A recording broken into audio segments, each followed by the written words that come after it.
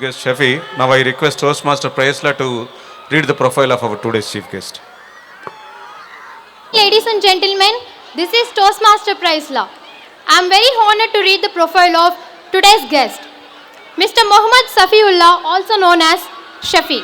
He is an Indian actor known for his works in Telugu, Tamil and Hindi cinema. He made his debut in the film Khadgam and won the Filmfare Award for the Best Villain.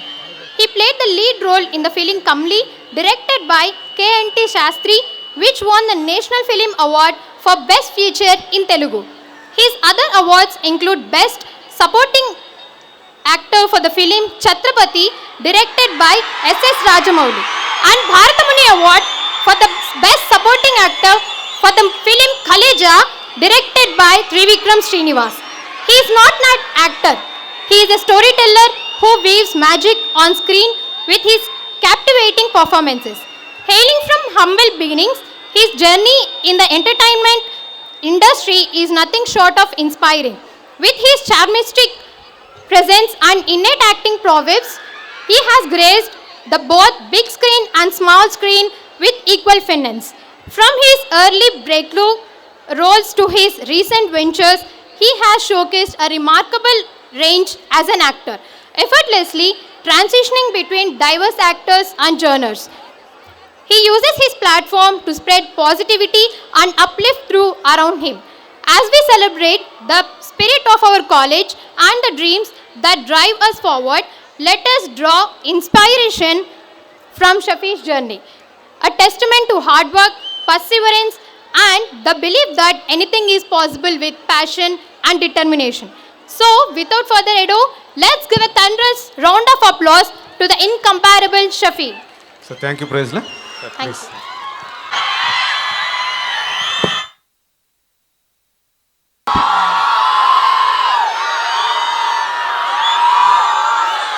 చాలు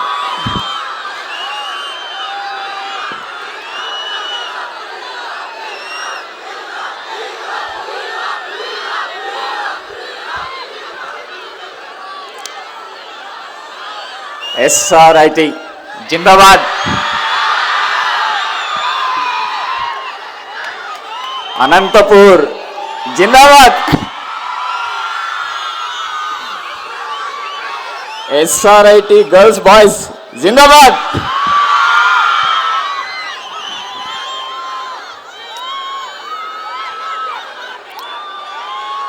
మీ సభను అలంకరించిన principal G Balakrishna గారికి, సాంబశివారెడ్డి గారికి, అలాగే నాకు ప్రియమైన sister Jonnalagadda Padmavati గారికి,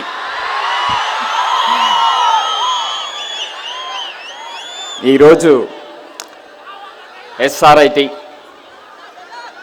annual డేకి విచ్చేసినటువంటి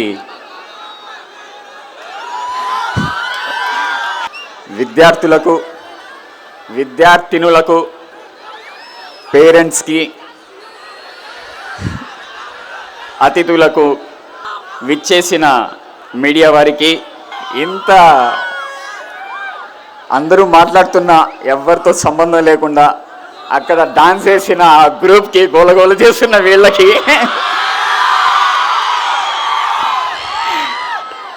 అసలు అంటే ఏం జరుగుతుందో దాంతో సంబంధం లేకుండా హ్యాట్స్ ఆఫ్, మీరు మీ రిథంలో డాన్స్ చేస్తున్నారు అక్కడ చూశాను నేను. సరే,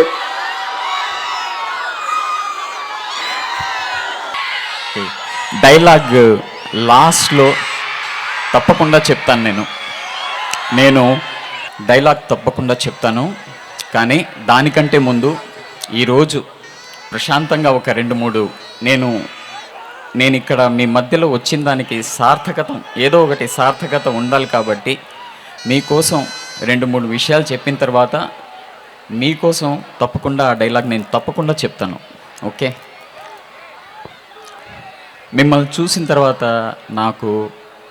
నా కాలేజ్ డేస్, నేను నేషనల్ స్కూల్ ఆఫ్ డ్రామా ఢిల్లీలో చదువుకున్న ఆ 3 years నాకు గుర్తుకొస్తున్నాయి. మీ అల్లరి చాలా బాగుంది. మీరు ఎంత అల్లరి చేస్తే అంత ఎనర్జీ ఈ స్టేజ్ మొత్తం నిండిపోతుంది. మాకు కూడా మిమ్మల్ని చూస్తే చాలా ఎనర్జెటిక్గా, నేను ఇంతకు ముందు కూడా వచ్చినప్పుడు చాలా మీ నుంచి ఎనర్జీ తీసుకున్నాను. ఈరోజు ప్రధానంగా నేను ఇక్కడ రావడానికి కారణమైనటువంటి పద్మావతి గారు, ఎప్పుడు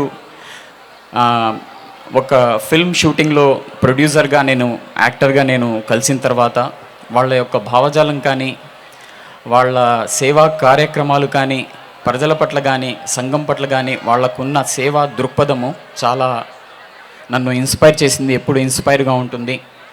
అలాగే సినిమా కంటే నేను వాళ్ళ నుంచి సినిమాలో పనిచేస్తున్నప్పుడు ఒక సినిమా కోసం పద్మావతి గారు ప్రొడ్యూసర్గా పనిచేస్తున్నప్పుడు, నేను యాక్టర్గా పనిచేస్తున్నప్పుడు, వాళ్ళు సినిమా కంటే ఎక్కువగా నాతో మాట్లాడిన విషయాలు సమాజ సేవ. సాంబశివారెడ్డి గారు అలాగే పద్మావతి గారు ఎక్కువగా సమాజం పట్ల, సమాజంలోని వ్యక్తుల పట్ల, బడుగు వర్గాల పట్ల వాళ్ళకున్న ప్రేమ అభిమానాలు కానీ అవి వర్ణనాతీతం. నేను ఎప్పుడు వాటి పట్ల ఇన్స్పైరింగ్గా ఉంటాను. నేను ఎప్పుడు ఫోన్ చేసినా, ఈ మధ్యకాలంలో ఎమ్మెల్యే అయిన తర్వాత చాలా సందర్భాల్లో సేవా కార్యక్రమాలు చేస్తున్న కార్యక్రమాలు కానీ, వాళ్ళు చేస్తున్న అభివృద్ధి కానీ వాటి గురించి నేను తెలుసుకోవడం జరిగింది. మీరు చేసిన, నాకు ఎక్కువగా ఇన్స్పైరింగ్ అనిపించిన కార్యక్రమాల్లో, మీరు చాలా కార్యక్రమాలు చేశారు, అందులో నాకు ఎప్పుడు ఇన్స్పైరింగ్గా ఉంటుంది. అదేంటంటే పర్యావరణ పరిరక్షణ కోసం మీరు తీసుకున్న విధానాలు కానీ, మీరు చేస్తున్న సేవ కానీ, నేను ఎప్పుడు నా వంతు నేను సహాయంగా నేను ఎప్పుడు చేయడానికి, మీతో కలిసి పని చేయడానికి ఎప్పుడు సిద్ధంగా ఉంటాను. అది ఏ పార్టీ అయినా కావచ్చు. సేవ అనేది నా ప్రధాన యొక్క ఉద్దేశం. కాబట్టి మీరు చేసిన సేవా కార్యక్రమాలు, ముఖ్యంగా పర్యావరణ పరిరక్షణ కోసం మీరు తీసుకున్న నిర్ణయాలు కానీ నాకెంతో ఇన్స్పైరింగ్గా అనిపిస్తావు. ఎప్పుడు ఇన్స్పైరింగ్గా మీరు నాకు ఒక ఇన్స్పైరింగ్ పాయింట్గా మీరు ఎప్పుడు నాకు అనిపిస్తారు. Thank you so much. అలాగే ఈరోజు 4th ఇయర్ కంప్లీట్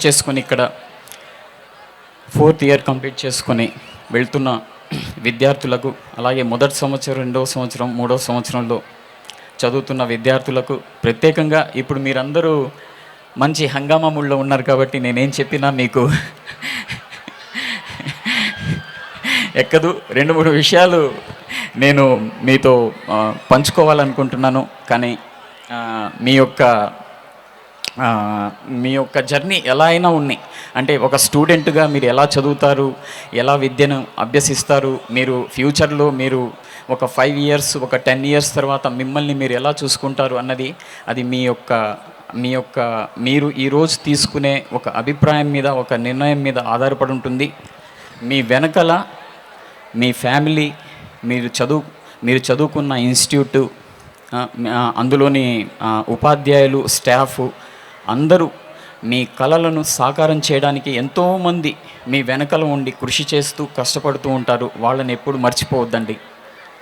వాళ్ళ కోసము మీరు ఈ టైంలో తీసుకున్న ఎలాంటి నిర్ణయమైనా సరే, చాలామంది నేను స్టూడెంట్స్ని చూశాను, వాళ్ళు కేవలము కాలేజ్ వెళ్ళి ఆ మొబైల్, కొన్ని యాప్స్ డౌన్లోడ్ చేసుకొని ఆ మొబైల్ తప్ప వేరే ప్రపంచం లేని వాళ్ళ జీవితాలు ఒక 5 ఇయర్స్ తర్వాత, 10 ఇయర్స్ తర్వాత ఎలా ఉంటాయన్నది కొంతమంది స్టూడెంట్స్ నేను చూశాను. వాళ్ళ జీవితాన్ని ఒక చిన్న మొబైల్ అనేది ఎలా పాడు చేసింది, దానివల్ల వాళ్ళ జీవితాన్ని ఎలా అంతమొందించుకున్నారన్నది చాలా బాధాకరమైనటువంటి విషయం. అలా మీరు కాకూడదనేసి నేను ప్రత్యేకంగా కోరుకుంటున్నాను. అలాగే మీరు రేపు పాస్ అయ్యి డిఫరెంట్ జాబ్స్ కోసం మీరు ప్రయత్నం చేస్తున్నప్పుడు మీకు ఎదురయ్యే సమస్యలు కానీ, వ్యక్తులు కానీ, పరిస్థితులు కానీ, మీకు ఎప్పుడు మీ బుక్స్లో, మీరు చదువుకున్న బుక్స్లో, మీరు ఇంతవరకు జీవించిన జీవితంలో ఎప్పుడు మీరు జీవితంలో ఎదుర్కోబోయే సమస్యలు కానీ, ఎదుర్కొనే పరిస్థితులు కానీ, కలిసే వ్యక్తులు కానీ, మీకు ఎక్కడ బుక్స్లో దొరకని విషయాలు సమాజం నేర్పిస్తుంది. మీరు ఒక ఇన్స్టిట్యూట్లో ఒక బుక్, చదువు అనేది చాలా ఇంపార్టెంట్, కానీ చదువు కంటే ఎక్కువగా మీరు సమాజంలో, మీ ఫ్యామిలీలో, మీ సమాజంలోని వ్యక్తులతో, స్నేహితులతో, మీరు చూసే బయట ఎదుర్కొనే ప్రపంచంతో, వ్యవస్థలతో మీరు నేర్చుకునే విషయాలు ఎక్కువగా ఉంటాయి. వాటి కోసం ప్రత్యేకంగా పాఠ్యాంశాలు ఏమీ ఉండవు, వాటి కోసం ప్రత్యేకంగా కౌన్సిల్ చేయడానికి వ్యక్తులు ఉండరు. కానీ ఒక వ్యక్తి ఈ ప్రపంచంలో మిమ్మల్ని కాపాడడానికి ఎప్పుడూ ఉంటాడు. ఈ ప్రపంచం మొత్తంలో ఒకే ఒక వ్యక్తి మిమ్మల్ని కాపాడగలుగుతాడు. ఆ వ్యక్తి ఎవరంటే మీ మనసులోని ఉన్న మీరే. మీ మనసులోన ఉన్న మీరే. ధైర్యమైన, కష్టమైన, నష్టమైన దాన్ని మీరు ఎదుర్కొనే మీ శక్తి సామర్థ్యాల మీద మీ యొక్క జీవితము, మీ వెనకల ఉన్న పేరెంట్స్ యొక్క కలలు అన్నీ ఆధారపడి ఉంటాయి. మీరు ఈ రోజు నుంచి ఒక 5-10 ఇయర్స్ తర్వాత మిమ్మల్ని మీరు ఎలా చూడగలుగుతున్నారు, ఎలా చూడాలని భావిస్తున్నారో అది ఈరోజు మీరు తీసుకునే నిర్ణయం మీద ఆధారపడి ఉంటుంది. అలాగే మీ స్నేహితుల మీద ఆధారపడి ఉంటుంది, మీరు చదివే పుస్తకాల మీద ఆధారపడి ఉంటుంది, మీరు తీసుకునే నిర్ణయాల మీద ఆధారపడి ఉంటుంది, మీరు చదివే పుస్తకాల్లోని ఇన్ఫర్మేషన్ మీద ఆధారపడి ఉంటుంది.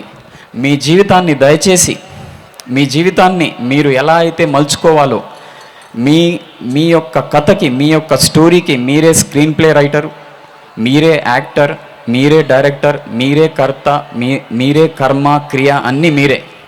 సో ఇది మళ్ళీ ఇలాంటి సందర్భము జీవితంలో ఎంత మొత్తుకున్నా, ఎంత గింజుకున్నా మళ్ళీ రాదు, తిరిగి రాదు, గుర్తుపెట్టుకోండి. సో దీన్ని అల్లరల్లరి చేయడము, హంగామా చేయడము, డాన్స్ చేయడం ఇవన్నీ బాగుంటాయి. కానీ 10 ఇయర్స్ తర్వాత మిమ్మల్ని ఇవన్నీ ఎక్కడ నిలబడతాయన్నది మీరు ఈరోజు తీసుకునే నిర్ణయాల మీద ఆధారపడి ఉంటుంది.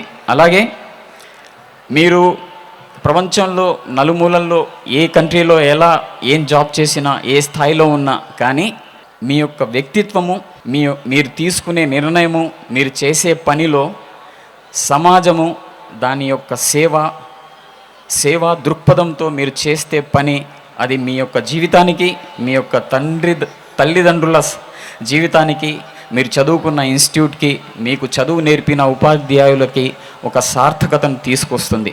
సో మీరు ఏ పని చేసినా అందులో ఒక సర్వీస్ అనే ఒక థాట్ని మీరు ఎప్పుడు పెట్టుకోవాలనేసి నా అభిప్రాయం. అలాగే వీలైతే పర్యావరణాన్ని వీలైనంత వరకు మీరు కాపాడాలని నేను కోరుకుంటున్నాను.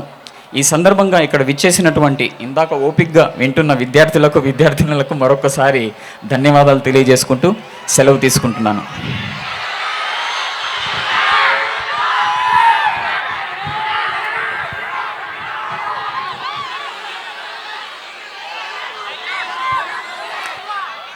ఛత్రపతి కావాలా, కలేజా కావాలా?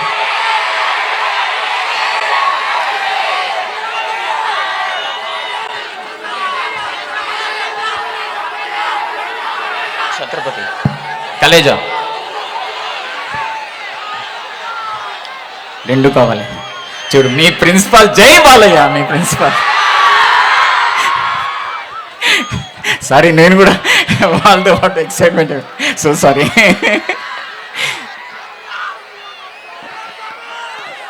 మిమ్మల్ని చూసి నేను కూడా చెడిపోయాను. మీ సార్ని జై బాలయ్య అని.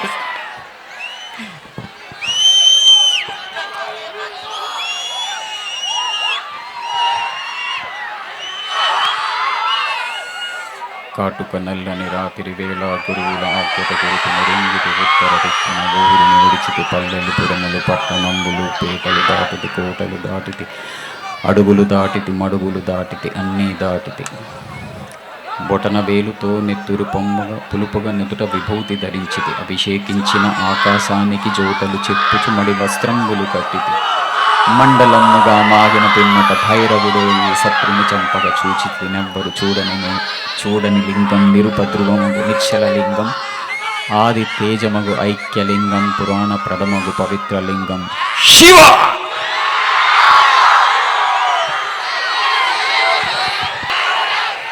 అనగనగా లంకలో కొంపలో అమ్మ. నీ అమ్మ కాదురా నా అమ్మ, నా ఒక్కడికే అమ్మరా వస్సగొల్లా. Thank you.